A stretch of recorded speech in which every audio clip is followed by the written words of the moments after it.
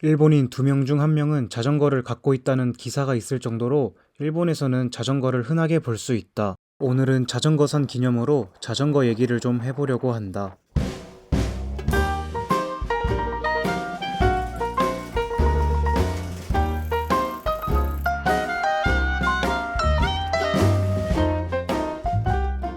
한국에서는 비교적 편하게 타지만 일본에서는 생각보다 까다로운 것들이 많았는데, 일본에서는 우선 집에 주차장이 없으면 쉽지 않다. 주변 월 결제 주차장을 이용하거나 방에 두기에는 어려우니까 패스한다. 그래서 집을 구할 때 주차장 여부를 묻는 게 좋다. 이런 식으로 길가에 주차를 하고 어디 갔다가는 자동차 견인 당하듯이 철거당하기 때문에 크고 작은 마트, 드럭스토어, 심지어 편의점에도 자전거 주차장이 있다.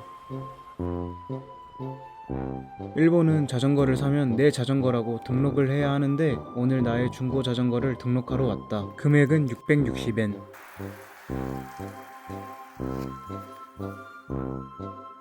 이 방법 등록을 왜 하냐면, 일본은 자전거 도난이 실제로 많기 때문에 분실 시 도난 신고를 위해서도 있고, 길가에 주차했다가 견인당했을 때 찾기 위함도 있다고 한다. 우리나라뿐만 아니라 일본에도 엄복동이 많은 것 같다. 내가 가지고 온 자전거가 도난 자전거일 확률도 있어서 꼼꼼하게 확인하시니 등록할 때는 자전거 증명서를 꼭 챙겨야 한다.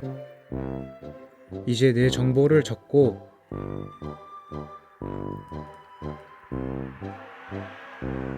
가게에 도장을 찍고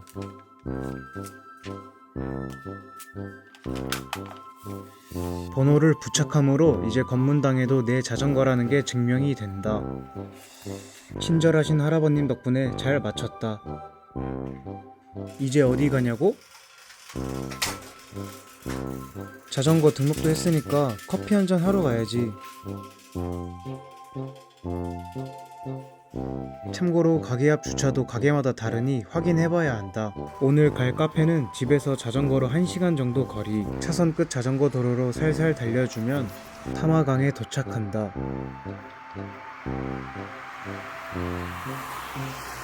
그리고 일본은 기어 없는 자전거가 기본인데, 그래서 동네에서 짱구 엄마를 많이 볼 수 있다.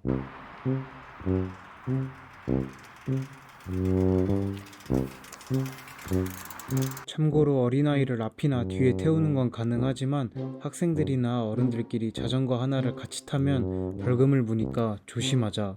카나가와와 도쿄를 경계로 이루며 길이는 138km의 타마강.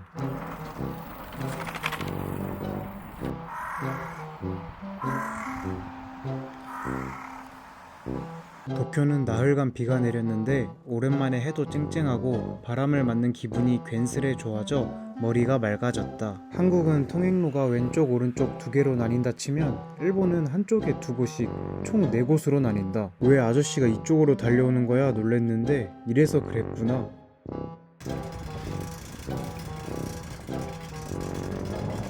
벚꽃이 슬슬 보이는 일본. 그리고 평일 점심의 타마강은 모두가 여유로웠다.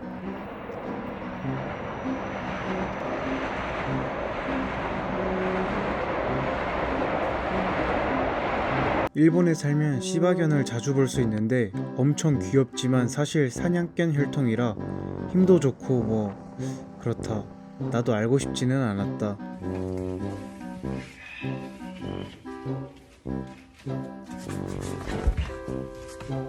그리곤 여유롭게 빵을 먹는 사람들, 낚시를 하는 아저씨들. 근데 잡히는 생선이 있을까? 훈련 준비를 하는 운동부, 잔디밭에서 낮잠 자는 음유시인까지 1시간에 걸려 드디어 카페 앞에 도착했다.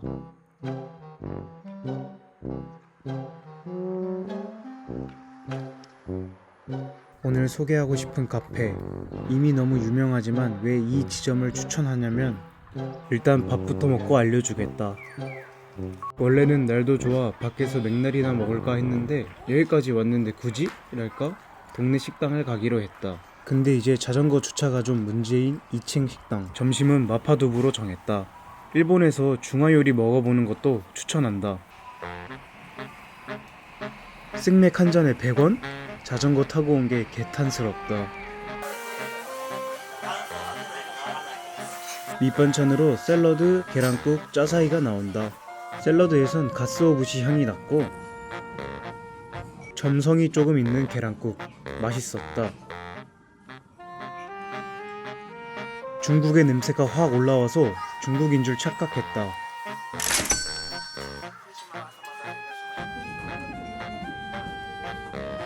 듬뿍 떠서 밥 위에 올려준다.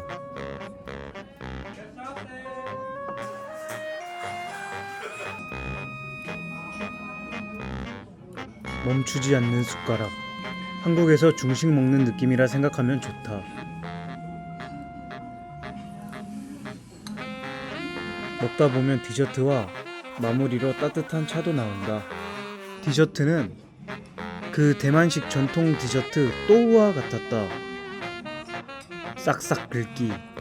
그리고 따뜻한 홍차 한 입. 1,100엔으로 이렇게 호화로운 한 끼를 먹다니 대만족이다. 근데 밥 먹으면서 자전거 견인당할까 좀 급하게 먹긴 했다.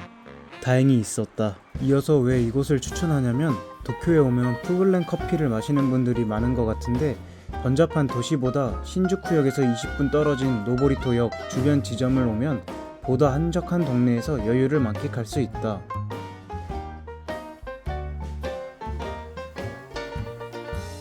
쿠키.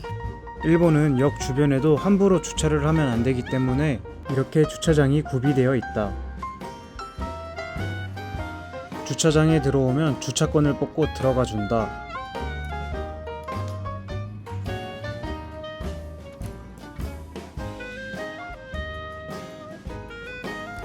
자전거가 진짜 많은데 빠르게 빈자리를 찾아야 한다. 마트 주차 공간 찾듯이.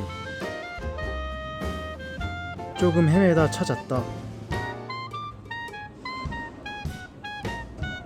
일본은 자전거에 이런 잠금 장치가 없으면 도난 자전거로 의심당할 수 있다. 내 친구는 자전거에 왜 잠금 장치 없냐고 경찰한테 검문당한 적도 있다. 그래서 일본에서 살면 이렇게 카라비너에 주렁주렁 달고 다닐 수밖에. 나갈 때는 그냥 주차권을 스캔하고 돈을 넣고 나가면 된다.